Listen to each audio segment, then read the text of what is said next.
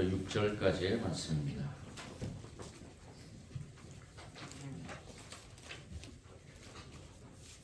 제가 가지고 있는 구약 성경 1261면 정도 있습니다.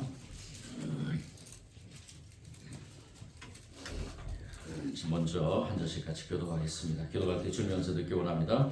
오라 우리가 여호와께로 돌아가자. 여호와께서 우리를 찢으셨으나 도로 낮게 하실 것이요 우리를 치셨으나 싸매어 주실 것임이라.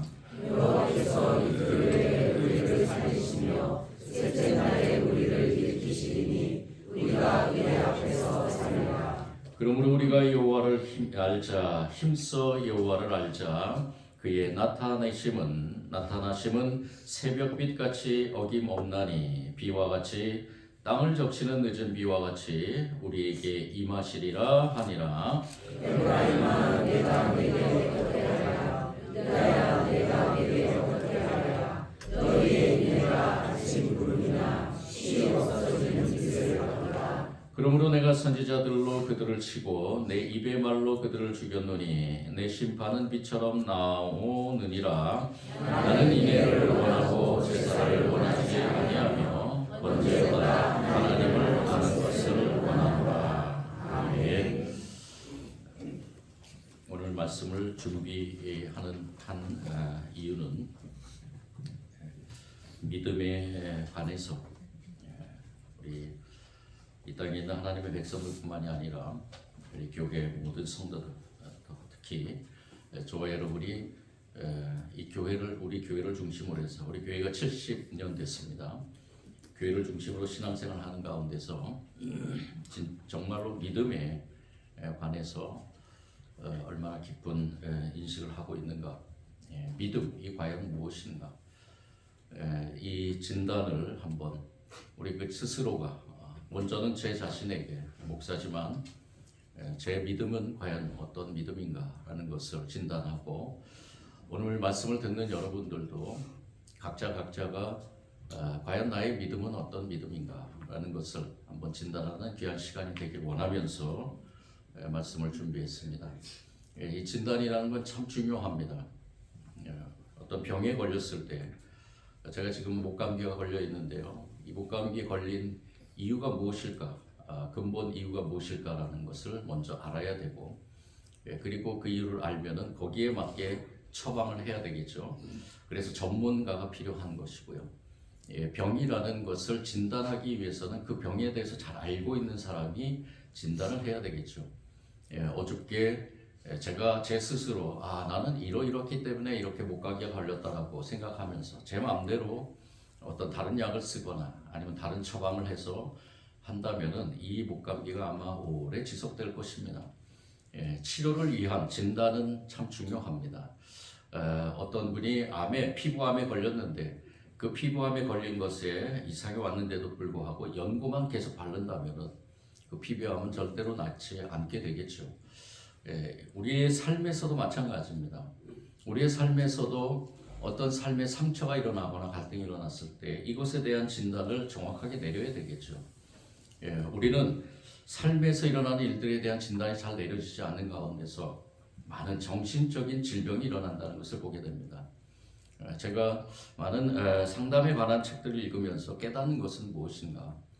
바로 우리의 삶에서 정확하게 진단하지 못하는 그것 때문에 우리는 여러 가지 정신적인 충격을 받으면서 정신적인 질환이 많이 일어나는 것이 아닌가라는 생각을 해봤습니다. 이것은 비단 정신적인 것뿐만이 아니라 영적인 것도 마찬가지입니다. 신앙의 삶을 살아가는 가운데서 우리가 올바른 영적 진단을 하지 못한다면 우리가 깨어있는 영이지만 그 깨어있는 영에 수없이 많은 상처들로 인해서 다시 한번 하나님과의 거리가 멀어지고 그리고 우리의 신앙의 삶에서 신앙 삶을 살아가는 과정에서 많은 잘못된 길로 갈 뿐만이 아니라 그 신앙의 삶 속에서 일어나는 모든 갈등 속에서 우리는 패배할 수 있게 된다는 것입니다. 그래서 이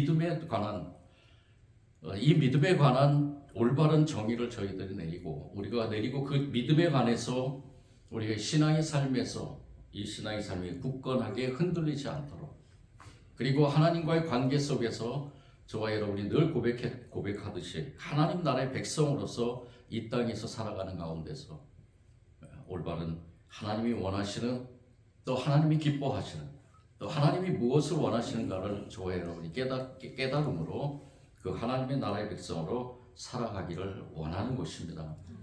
오늘 이 말씀을 가지고 우리가 우리의 믿음을 한 번 더 점검해 볼 때, 하나님께서 오래전에 이 하나님의 백성으로 세우신 이스라엘 백성들에게 하나님은 끊임없이 이 올바른 믿음을 경주하라고 계속해서 말씀으로 이 이스라엘 백성들을 때로는 채찍질하고 때로는 많은 좋은 것들을 축복하면서 양육해 나갔다는 것을 알게 됩니다. 왜 하나님이 이 백성들을 양육해 나갔는가? 그 이유는 단 한 가지입니다. 올바른 믿음을 가져라는 것입니다. 올바른 믿음, 이 올바른 믿음이 무엇인가? 이 믿음의 하나님과 백성들과의 관계, 또 백성들과의 관계에서 이 믿음이라는 것이 올바로 정립되지 않으면은 한낱 그냥 겉으로 드러나는 또는 울리는 꽹과리 같은 그러한 형식의 믿음이 될 수밖에 없다는 것입니다. 하나님은 끊임없이 그러한 믿음은 하나님이 받지 않는다고 선포하면서 이 백성들에게 하나님께서는 올바른 믿음을 갖기를 원했다라는 것입니다. 그 하나님이 원하시는 올바른 믿음은 무엇인가? 오늘 이스라엘 백성들 하나님께서 한 선지자를 세우셔서 또다시 하나님께서 말씀하시는 것을 보게 됩니다. 오늘 이 말씀의 1절부터 3절까지 말씀은 우리 믿음의 생활을 오래 하신 분들은 아마 많이 묵상했던 말씀일 것입니다. 유명한 구절이죠. 이 말씀의 구절을 여러분들은 어떻게 해석하면서 읽으셨나요? 이 1절부터 3절까지의 말씀, 여기만 떼어놓고 보면은 이 말씀은 아주 정말로 하나님의 백성들이 구구절절히 참회하고 통회하는 모습이라고 볼 수 있습니다. 맞죠? 그럴 수 있습니다. 그런데 그 다음에 나오는 말씀 4절부터 6절, 더 나아가서는 우리가 읽지는 않았지만 11절까지의 말씀을 보면은 하나님은 이스라엘 백성들의 그 가식적인 회개의 모습에 대해서 아주 가증스럽게 여기는 것을 보게 됩니다. 이 1절부터 3절은 많은 신학자들이 두 가지의 해석을 취합니다. 첫 번째 해석은 무엇이냐? 바로 호세아 선지자가 권면하는 것이다. 이 호세아 선지자가 백성들에게 자, 우리 일어나서 여호와께로 가자. 여호와께서 우리를 찢으셨으나 도로 낫게 하실 것이다. 여호와께서 너희들에게 상처를 줬지만은 분명히 여호와께서는 낫게 하실 것이다. 자, 우리를 치셨으나 싸매어 주실 것이다. 여호와께서는 이틀 후에 우리를 살리시며 셋째 날에는 우리를 일으킬 것이니 우리가 그의 앞에서 살 것이다. 그러니까 우리가 여호와를 알자. 여호와를 힘써 알자. 그의 나타나심은 새벽빛같이 어김없나니 비와 같이 땅을 적시는 늦은 비와 같이 우리에게 임하시리라. 호세아 선지자는 강력하게 이 백성들에게 이렇게 권면하며 그리고 이 백성들을 진정한 회개의 자리로 인도하는 그러한 하나님의 말씀을 대변하는 그러한 선지자로서 선포하는 것이라고 볼 수 있습니다. 여러분들도 동의하시겠나요? 이 호세아 선지자가 그 마음을 가지고 이 하나님의 마음을 가지고 이렇게 백성들을 독려하며 권면하는 이 메시지, 저도 여기에 동의합니다. 호세아 선지자는 사랑의 선지자입니다.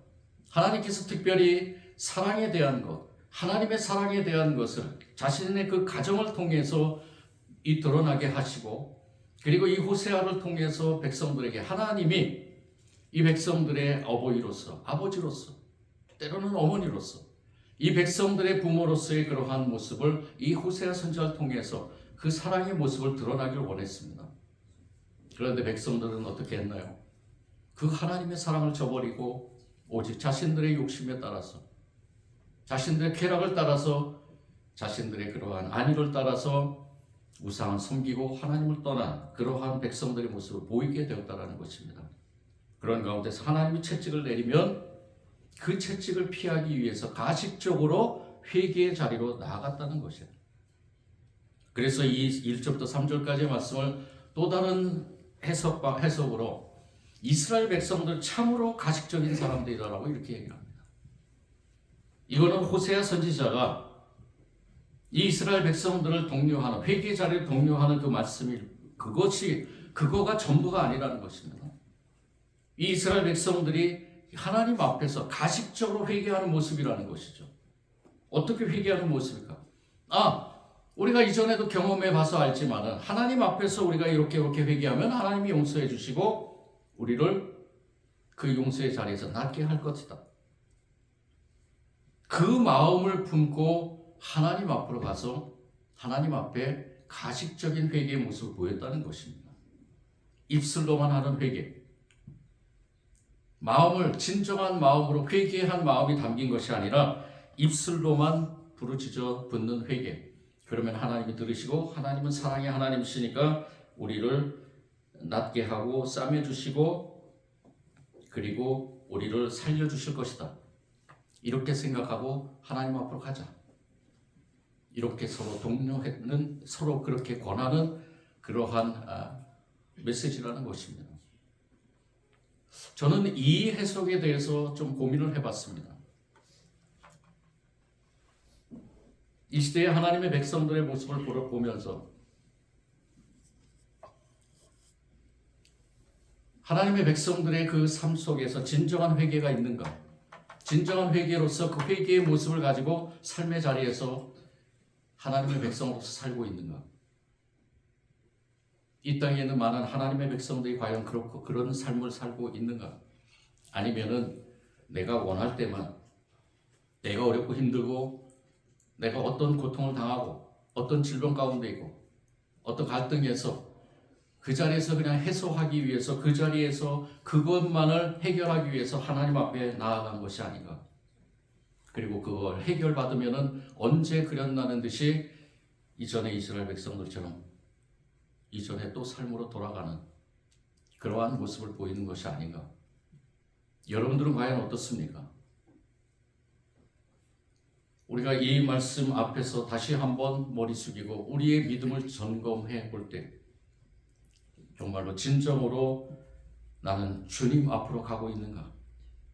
우리 주 하나님께 의탁하며 우리의 모든 삶을 주님께 물으며 또한 더 나아가서는 나의 모든 죄를 진정으로 회개하고 회개의 삶을 살고 있는가? 우리가 먼저 이것을 진단할 시간이 되지 않았는가라고 생각합니다. 저 여러분 말씀 앞에 더 겸손해지기를 원합니다.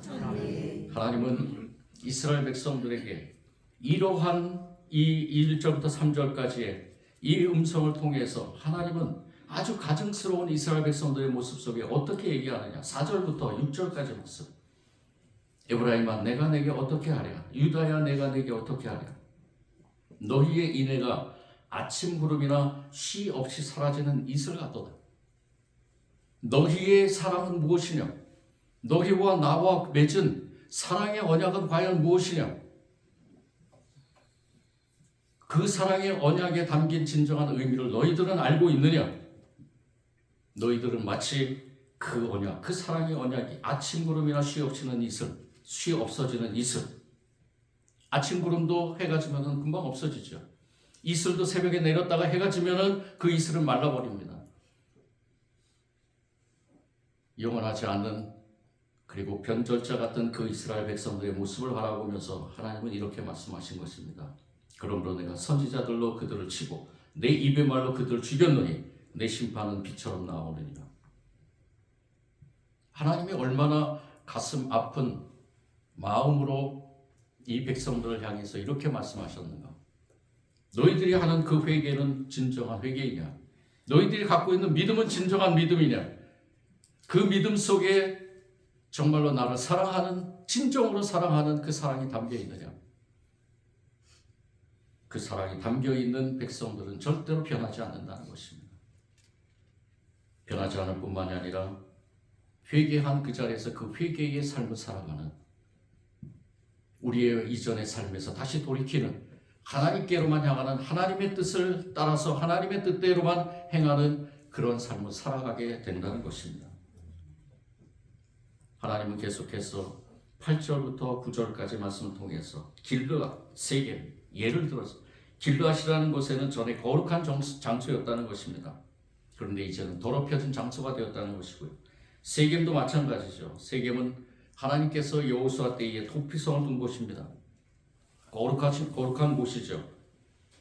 이러한 도피성을 둔 길르앗에도 마찬가지입니다. 라못이라는 곳에 도피성을 뒀는데요. 이 길르앗과 라못 이 두 가지의 그 도시를 예를 들면서 거룩했던 도시가 이렇게 왜 하나님이 보시기에 악한 그러한 도성으로 변했는가? 이 도성, 두 도성에 대한 예를 들면서 하나님은 그 아픈 마음을 토로하고 있는 것을 보게 됩니다. 호세아 때 길르앗과 세겜은 지나가는 여행자들을 죽이려고 악한 제사장 무리가 기다리는 무자비한 장소가 되었다고 말합니다. 오늘 말씀 우리가 읽지는 않았지만 9절의 말씀 강도 떼가 사람을 기다린 같이 제사장의 무리가 세겜의 길에서 살인하다니 그들이 사악을 행하였느니라. 왜 그럴까? 이전에 이곳이 거룩한 장소로서 하나님께서 도피성으로 세우시고 이스라엘 백성들에게 하나님의 사랑을 그대로 드러낸 그 장소였는데 왜 이렇게 변했을까? 그것은 인간의 악한 본성이 하나님과의 믿음을 저버렸기 때문입니다. 하나님과의 믿음을 깨뜨렸기 때문이죠. 하나님의 백성이라고 하지만은 그들은 진정한 하나님의 백성이 아니었다라는 것입니다. 무자비한 제사장들처럼 백성들도 회개의 형식은 그럴듯했지만 하나님을 찾는 이유가 딴 데 있었다는 것입니다. 하나님과 깨진 관계가 두렵거나 관계를 회복하기 위해서가 아니라 단지 하나님이 노하시면 복을 받지 못할 것 같으니까 복과 물질적 이득이 아쉬웠던 이 백성들은 잠시나마 하나님 앞에서 예배하는 척하면서 회개하는 척하면서 하나님의 눈을 현혹시키려 했던 것입니다.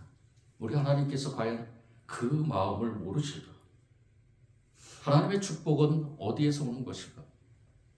이 백성들은 정말로 어리석은 백성의 모습을 드러낸 것이라고 볼 수 있습니다. 이 백성들이 이렇게 얘기하는 여호와를 힘써 알자라고 얘기하는 것은 여호와를 힘써 알자라는 것은 진정으로 회개하면서 하나님의 그 사랑을 알고 그 사랑을 통해서 우리가 그 사랑을 나누는 그러한 백성이 되자라고 얘기하는 것이 아닙니다. 하나님께 나아가자. 그냥 나아가서 우리의 모든 삶에서 단지 용서만 받고 그 용서를 통해서 다시 한번 우리가 복을 누리자라는 그러한 의미가 담겨 있다는 것입니다. 하나님은 이 백성들 앞에서 너희가 고백하는 충성과 사랑의 서약이 마치 해만 뜨면 언제 있었냐 쉽게 사라지는 안개와 이슬 같구나라고 말씀하고 있습니다. 하나님의 그 아픔의 메시지가 정점을 이루면서 하나님은 이 백성들에게 강력하게 선포하는 말씀이 바로 6절의 말씀입니다. 나는 인애를 원하고 제사를 원하지 않는다. 나는 번제보다 나를 아는 것을 원하는다. 하나님은 이렇게 백성들에게 끊임없이 선포했습니다. 나는 너희들이 드리는 제사, 형식적으로 드리는 제사, 그 당시에 제사가 얼마나 화려했는지 우리는 상상할 수 없습니다. 저와 여러분은 지금 정말로 하나님의 축복으로 예수 그리스도의 이름만을 가지고 나오면 됩니다. 예수 그리스도의 이름만을 가지고 이 성전, 자그마한 이 성전이지만 하나님께서 세우신 70년 동안 이 성전에서 그 하나님께서 예배 받으신 이 성전에 나와서 하나님께 찬양과 경배를 드리며 기도하며 말씀 나누며 우리의 삶을 다시 한번 하나님께 드리면서 예배자로 서 있으면 하나님이 기쁘시게 받으십니다. 기쁘시게 받으십니다. 여러분들 믿으시죠? 그 믿음을 갖고 나온 줄 믿습니다. 그런데 아주 오래전에 이 구약시대 때는 하나님께 제사 드리는 것이 얼마나 화려했는지 모릅니다. 수많은 짐승들을 잡고 그리고 그 짐승들 잡은 가운데서 서로 또 그 짐승들을 그 하나님께서 먹으라 하는 부분은 서로 나누면서 먹고 축제와 같은, 아마 우리들이 상상할 수 없을 정도로 그 많은 그러한 화려한 제사를 하나님께 드렸을 것입니다. 그런데 하나님은 이 번제를 받는 것이 중요한 것이 아니라고 합니다. 물론 하나님께서 세우신 그 번제에 그러한 규칙이 있지만은 하나님은 그 규칙 속에서 무엇을 빼기를 원하시지 않느냐? 하나님을 아는 것, 인애를 원하셨던 것입니다. 하나님이 왜 제사를 드리게 했는가? 그 제사의 이유는 분명한 것입니다. 나를 사랑하라. 나와의 관계가 사랑으로 이루어지길 원한다. 하나님을 힘써 알기를 원하는 것. 하나님께서 반복하신 이유가 무엇입니까? 이 백성들이 고백했는데도 불구하고, 우리가 힘써 여호와를 알자, 여호와께로 가자라고 고백했는데도 불구하고 하나님이 왜 그렇게 했느냐? 너희들이 그렇게 얘기하면서 온 그 마음은 내가 절대 갖지 못한다. 그것을 넘어서서 나와의 관계가 진정한 사랑의 관계로, 진정한 회개의 관계로 서야 된다는 것입니다. 이스라엘 민족이 드렸던 그 각종 제사와 제물, 태워드리는 번제, 능숙하면서 화려했던 그 제사, 하나님은 거기에 관심 있는 것이 아니라는 겁니다. 하나님은 이스라엘 백성들과의 관계에서, 사랑의 관계를 통해서, 언약의 백성, 언약의 사랑의 백성의 관계로서 진정으로 하나님이 어떤 것을 원하시는가를 분명히 알고 그렇게 깨닫고 그렇게 살아가기를 원했다는 것입니다. 오늘 이 6절의 말씀이 사무엘상 15장 22절 말씀과 너무 똑같이 비슷하죠. 여호와께서 번제와 다른 제사를 그의 목소리를 청정하는 것을 좋아하신 것 같이 좋아하시겠나이까? 순종이 뭐보다 낫겠습니까? 제사보다 낫습니다. 듣는 것이 무엇보다 낫습니까? 수양의 기름보다 낫습니다라고 이 사무엘은 사울 왕을 향해서 그렇게 책망하면서 선포하는 것입니다. 사울 왕이 하나님의 그 사랑을 저버리고 그 뜻을 저버리고 하나님이 뭘 원하시는지 모르기 때문에 오히려 이 사울 왕은 백성들의 음성에 귀 기울이면서 백성들이 이것을 원하니까요. 백성들이 기름을 원하니까, 백성들이 좋은 것을 원하니까 나는 왕으로서 백성들의 말을 들어야 되기 때문에, 물론 백성들의 말을 들어야 되겠죠. 그런데 백성들의 말보다 누구의 말을 먼저 들어야 되느냐? 누구를 알아야 되느냐? 하나님이 세우신 하나님 나라의 왕은 먼저 하나님과의 깊은 관계를 소통함으로써 하나님을 알고 하나님이 무엇을 원하신가를 알고 하나님께 더욱더 가까이 가서 하나님이 주신 그 말씀에 전적으로 순종해야 된다는 것입니다. 하나님은 그 순종을 받으신다는 거죠.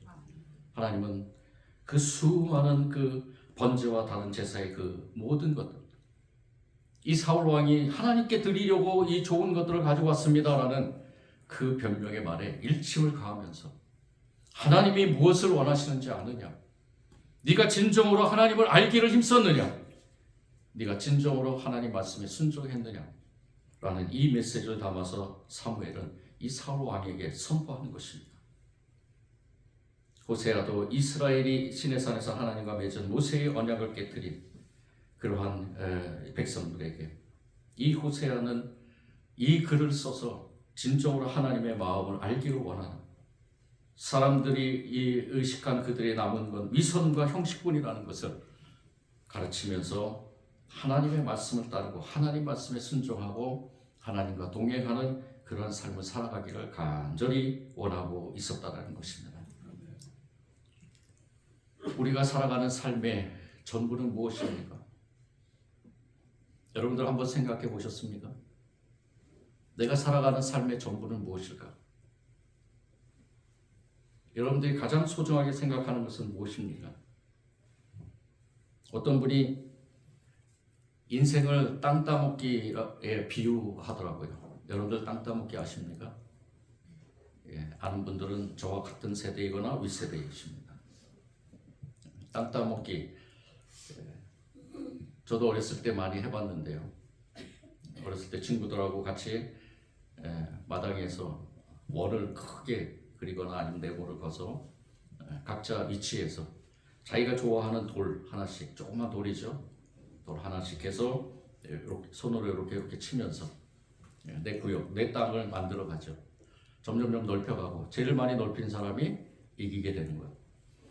그런데 그 땅을 막 넓혀가다가 저녁이 다 돼서 엄마가 들어와서 밥 먹어야지 하면 어떻습니까?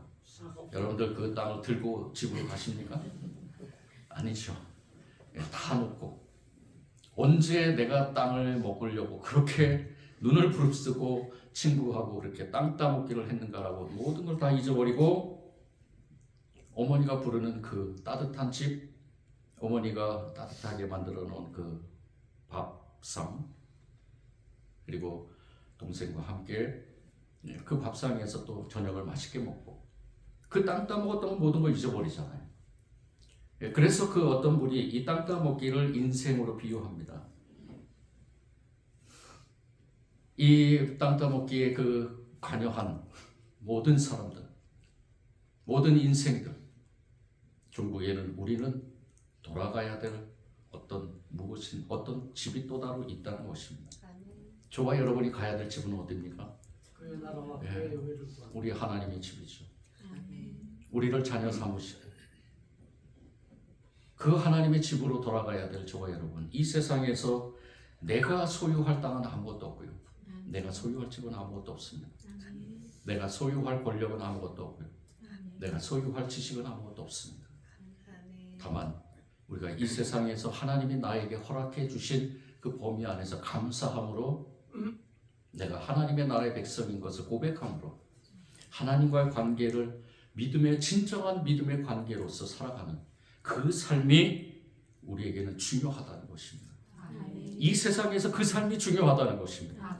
이 세상이 그 삶이 되지 않으면은, 하나님과의 관계의 중요성을 갖지 않으면은, 내가 아무리 많이 소유한들, 내가 아무리 건강한들, 내가 아무리 많이 배운들, 내가 아무리 높은 자리에 있든지 이것들은 한낱 사라질, 아침에 이슬과 같은 사라질 것임을 우리가 고백하지 않을 수 없다는 것입니다.